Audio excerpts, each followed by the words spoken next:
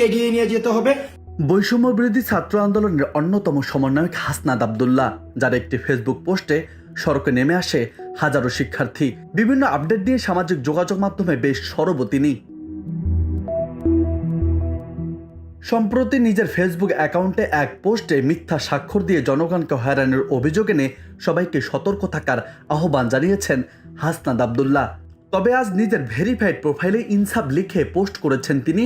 ইনসাফ শব্দটি দিয়ে কিসের বার্তা দিলেন হাসনাত আব্দুল্লাহ, তা নিয়ে সৃষ্টি হয়েছে জনগণের মধ্যে উৎসুকতা। কিসের জন্য ইনসাফ চাইলেন তিনি, এমন প্রশ্ন উঠেছে সকলের মনে। এ নিয়ে হাসনাত আব্দুল্লাহর পোস্টের কমেন্টে অনেকেই জানিয়েছেন মতামত। কেউ দিয়েছেন পোস্টের সমর্থন, আবার কেউ কৌতূহল রেখে বলেছেন কেন এই পোস্ট। কোটা আন্দোলনের অন্যতম সমন্বয়ক সার্জিস আলমও কমেন্ট করেছেন হাসনাত আব্দুল্লাহর পোস্টে। তিনি লিখেছেন, ইনসাফ প্রতিষ্ঠা করা আমাদের প্রধান কাজের একটি। এটা প্রতিষ্ঠা হয়ে গেলে দেশ আর থেমে থাকবে না।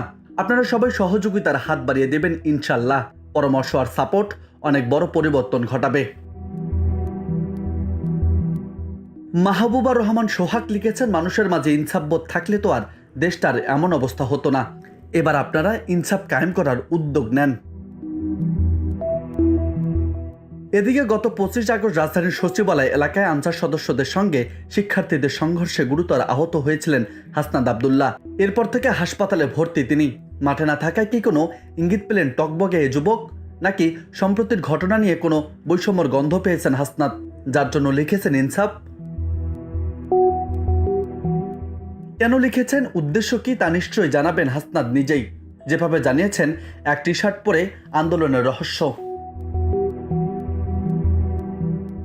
রাজু আহমেদ, বার্তা 24।